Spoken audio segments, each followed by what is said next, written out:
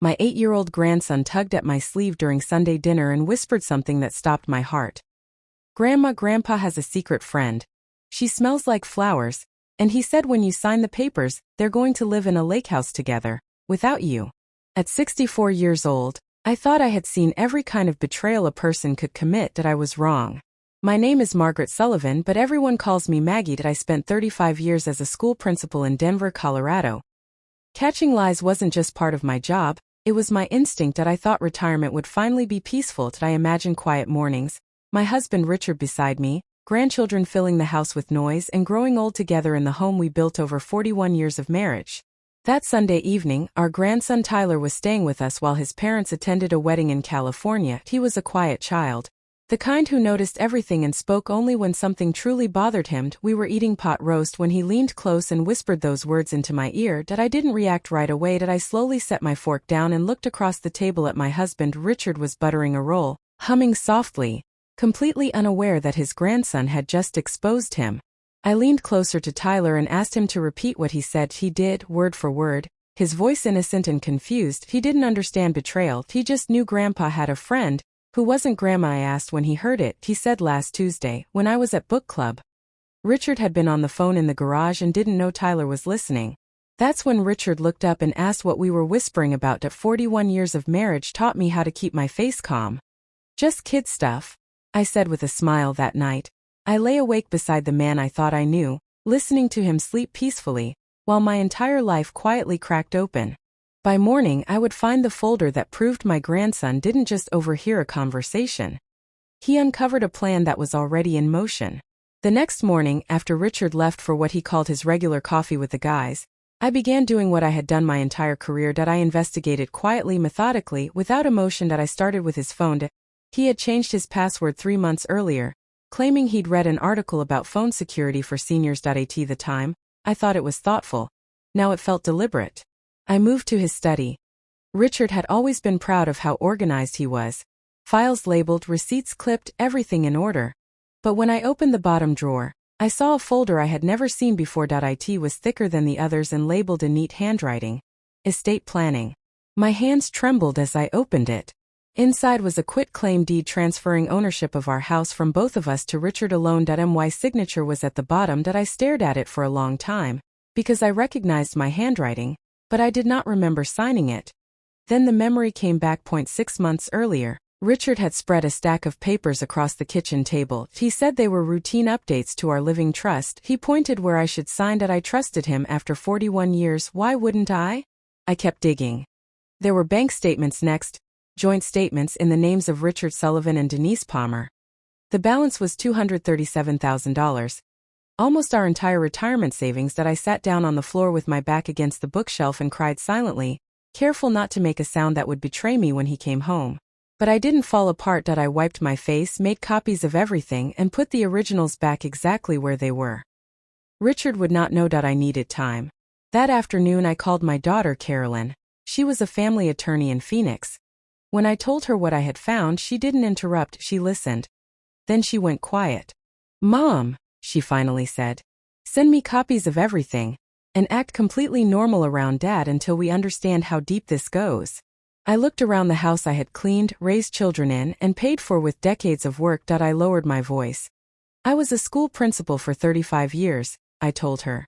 "I know how to keep a secret." 2 days later, Carolyn flew to Denver, and what her legal team uncovered next proved this wasn't just an affair. It was a carefully planned financial betrayal. Carolyn arrived 2 days later, claiming it was a surprise visit. She stayed at a hotel downtown instead of our house, and that alone told me how serious this was. That hotel room became our war room. She brought with her a colleague, a financial fraud specialist named Patricia Chan. Patricia reviewed the documents in silence, her eyes sharp, her fingers moving quickly. Then she looked up at me. "Mrs. Sullivan, your husband has been systematically transferring marital assets into accounts you cannot access. The quitclaim deed, if filed, would give him full ownership of your home." I felt my stomach drop, but she wasn't finished. "There's something else," she said, turning her laptop toward me. Denise Palmer had worked as a loan officer at First Regional Bank for 18 years. She resigned 2 years ago after an internal investigation into irregular account activity. No charges were filed because the bank wanted to avoid publicity, But she was flagged in the state database, so she knew exactly how to do this. How to make it look clean. How to make it slow enough to avoid alarms. Patricia leaned forward. The good news is the quitclaim deed hasn't been filed yet. The transfers were done gradually. They think they have time. They think you don't know. That night, Carolyn asked me the hardest question of all. Mom, are you ready for what this means? There's no fixing this. I thought of the man sleeping peacefully in our bed. I thought of Tyler's small voice at the dinner table. This wasn't a mistake. This was a plan. Yes, I said. I'm ready. Because once we uncovered their timeline, we realized we only had days before they erased me completely. The next week was the longest of my life. I cooked Richard's favorite meals. I laughed at his stories. I pretended not to notice when he stepped outside to take phone calls. Every night, I lay beside him, staring at the ceiling, planning my next move. Patricia called on Thursday morning. She didn't waste time. I found the lakehouse, she said. It was listed under a new LLC called Palmer Sullivan Ventures. The down payment had already been made. $50,000 from the secret joint account. Closing was scheduled for the following Friday. 8 days. There was more. Someone had inquired about expedited filing for a quitclaim deed. They were told there was a backlog, so it hadn't been filed yet, but it was coming. That meant once the house closed, Richard planned to erase me completely. We needed proof. So I did something I never thought I would do. I hired a private investigator. Marcus Webb, a former police detective. Within 3 days he delivered everything: photographs of Richard entering Denise's apartment, audio recordings from his car, timestamps that proved every lie.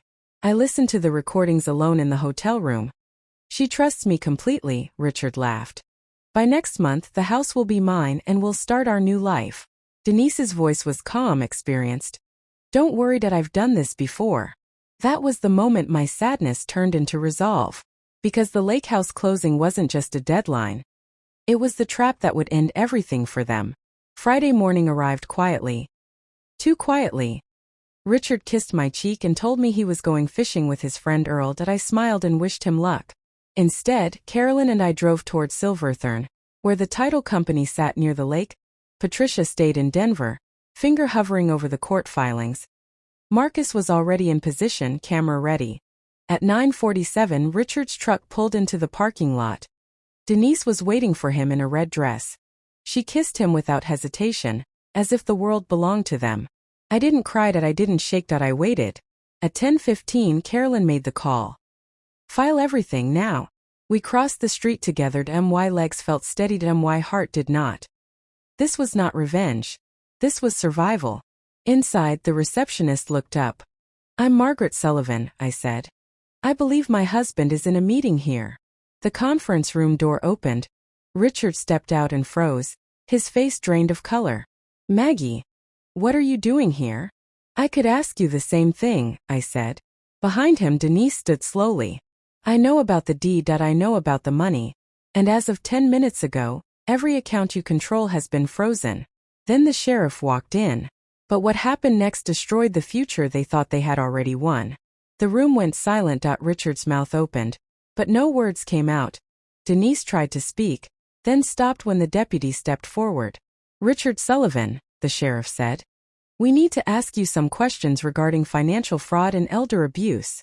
I watched the man I had shared 41 years with shrink in front of me. Not angry, not defiant, just exposed. Denise's confidence cracked. She demanded a lawyer. She tried to leave through a side door. The deputy blocked her path. The title company manager hovered nearby, staring at the documents on the table. The closing was over before it ever began. Outside, in the parking lot, Richard was escorted to the patrol car. He never looked back. He couldn't. I felt no victory. Only grief for the life I thought I had. Because the real consequences were still coming, and they would last far longer than that day. The fallout moved fast. The emergency court orders hit before sunset. The joint accounts were frozen. The quitclaim deed was officially voided. And for the first time in weeks, I slept without counting ceiling tiles. Richard hired an attorney by Monday. He tried to claim confusion. He said he never meant to hurt me. The recordings destroyed that lie in minutes. Denise was charged first. Conspiracy. Financial fraud. Elder abuse enhancements. The prosecutor was not gentle, she had a history, and this time there would be no quiet settlement. Richard's plea deal followed. Probation, community service, full restitution, and a permanent restraining order preventing him from contacting me without legal counsel present. 41 years ended in a courtroom hallway. He moved into a one-bedroom apartment across the city. His children refused his calls. His friends stopped inviting him places. People notice when a man's lies finally surface. I stayed in the house. He lost everything else. But the hardest moment wasn't the legal ending. It was the question my grandson asked me next. 6 months later, the house felt different. Not empty, not sad. Just quiet in a way I had never known before. Mornings belonged to me again, pretending waiting for lies to arrive with coffee. One evening, Tyler sat beside me on the porch as the mountains turned gold. "Grandma," he asked softly, "did I do something wrong when I told you about Grandpa's friend?" I pulled him close. "No, baby. You did something brave. You told the truth." He nodded slowly, like someone much older than 8. Maybe he understood more than I realized. That night, I slept with the windows open and the lights off, feeling something I hadn't felt in years: peace. But peace didn't mean the story was finished. Because 2 years later, Richard tried to come back into my life one last time. 2 years later, a letter arrived. I recognized the handwriting before I even opened the mailbox. My hands didn't shake. My heart didn't race. I already knew what it would say: regret, excuses, maybe an apology wrapped in self-pity. I didn't read it. I carried the envelope to the fireplace, struck a match, and watched 41 years of lies curl into ash. In that moment, I understood something clearly for the first time. Forgiveness does not require access. Richard had lost the right to my attention. Life moved forward in quiet, beautiful ways. I began volunteering at a women's shelter, helping others untangle financial traps they never saw coming. I traveled to Italy with my daughter, something my husband had promised for decades but never delivered. I started writing about protecting seniors from fraud, and strangers began calling me brave. I wasn't brave. I was awake. Every Sunday, my grandchildren filled my house with noise and laughter again. And Tyler, sweet, observant Tyler, still leaned over during dinner to whisper secrets. Harmless ones now. School crushes. Dreams. Jokes. But I always listened. Because I learned that the smallest voices sometimes carry the biggest truths.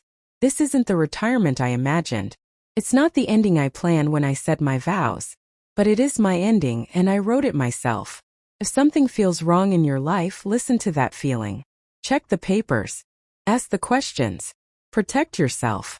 Love should never require blindness. And loyalty should never cost your future. Thank you for listening to my story.